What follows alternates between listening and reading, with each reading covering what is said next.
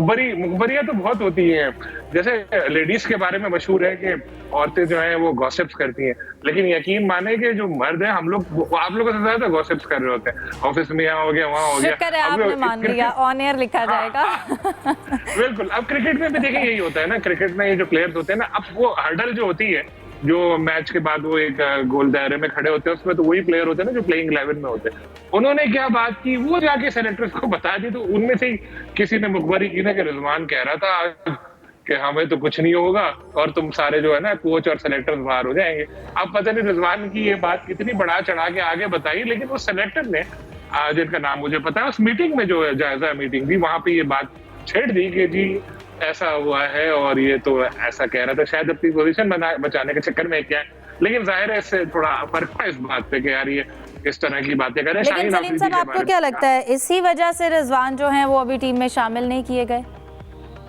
नहीं, तो इसमें वन ऑफ द छोटा रीजन हो सकता है, लेकिन सिर्फ टोटली हम ये नहीं कह सकते कि ये वजह। थोड़ा गुस्सा आ गया होगा सुन के आला हुकाम को ये बात कि भाई इस तरह से बोला, लेकिन टोटल ये नहीं हो सकता। मैंने रिजवान से कांटेक्ट किया तो रिजवान ने मुझे बताया था कि वो मक्का में है आज, तो बात हमारी नहीं हो सकी, लेकिन मैंने उनसे यही पूछने के लिए, तस्दीक के लिए किया था, हमारी बात नहीं, बस मक्का में है, वो उन्होंने इतना ही बताया था। लेकिन साथ में इसी मीटिंग में एक शाहीन आफरीदी के हवाले से भी बात हुई थी कि शाहीन बात नहीं मानता।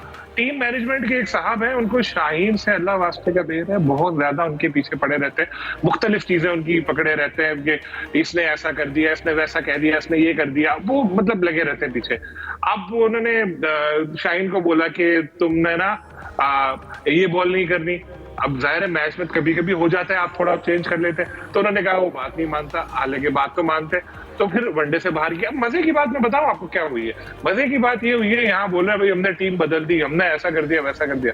टीम नहीं बदली, ये प्लेयर था, ये इस टीम में आ गया, इस टीम वाला प्लेयर उस टीम में आ गया। मतलब जो बाबर है उनको, रिजवान को आपने हटाया T20 से, वो आ गए वनडे में। शाहीन को आपने T20 में रखा, उनको वनडे से हरा। मतलब अगर देखा जाए तो सारे प्लेयर भी मौजूद हैं, कुछ यंगस्टर जिन्होंने लिए हैं। तो एक वीडियो बड़ी मशहूर हुई थी कराची में, इन सब ने मिलकर हमको बड़ा बेवकूफ बना रखा है। तो यही बात है कि यही हम लोगों को समझते हैं सारे लोग ना। जैसा कि आपने कहा कि टीम वही है, T20 से हटा के वनडे में परफॉर्म नहीं करना, तो ये कप्तान के लिए कितना चैलेंजिंग है। और उसके साथ साथ अगर इसी तरह बात नहीं मानी जा रही, तो आपको लगता है कि सिलेक्टर्स को भी कुछ इसी तरह की कंप्लेंट हो सकती हैं? देखिए, सेलेक्टर्स को तो रहना ही नहीं चाहिए। सेलेक्टर्स को तो सबसे बड़ी कंप्लेंट हमको है कि भाई आप किस बुनियाद पर है, आपको कुछ तो सोचना चाहिए कि भाई आपने काम क्या किया है। एक आम आदमी 10 साल का बच्चा बता सकता था कि हमारा चैंपियंस ट्रॉफी का स्क्वाड बैलेंस नहीं था, लेकिन सब बरकरार है अपनी अपनी जगह। लेकिन मैं उनको भी कोई वो नहीं कहूंगा कि कसूरवार है, क्योंकि $12,000 कितने पैसे होते हैं, इतने पैसे कौन छोड़ता है खुद से। और बोर्ड शायद ये जाहिर करना चाहता है कि जी हम कंसिस्टेंसी दिखाना चाहते हैं, हम ना कैप्टन को चलने बदल दिया उन्होंने, हम नहीं बदलेंगे कोच को, ना हम सेलेक्टर्स को बदलेंगे। अब कैप्टन को जो बदला, अब देखें आप, बाबर और रिजवान को आपने बाहर क्यों किया? आपने कहा दोनों स्लो खेलते हैं, बिल्कुल ठीक है, मान लेते हैं बात। कप्तान आपने किसको बनाया? सलमान अली आगा, 5 मैच 50 रन, 10 की एवरेज, 69 का स्ट्राइक रेट, तो वो क्या आगे छक्के मारने शुरू हो जाएंगे? तो बात वही है कि इसीलिए मैं कह रहा हूँ रियल ऐसी कुछ चीज नहीं हुई है, कोई तब्दीलियां वगैरह देखने में नहीं आई है।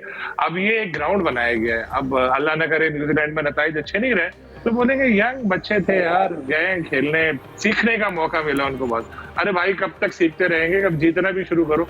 यहाँ पर बांग्लादेश और ये लर्निंग प्रोसेस जो है काफी लंबा हो गया, इसको थोड़ा सा आप उसको प्रैक्टिकली भी जो सीखा है अपनी गलतियों से, उसको जरा बताएं क्या सीखा है और उसको इम्प्लीमेंट करें। डिस्कशन को कंटिन्यू रखते हैं, एक ब्रेक के बाद हमारे साथ रहिए।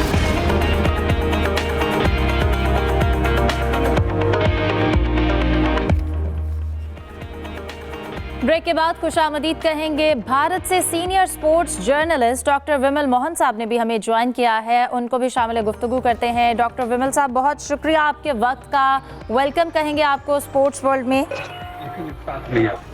जी मैम।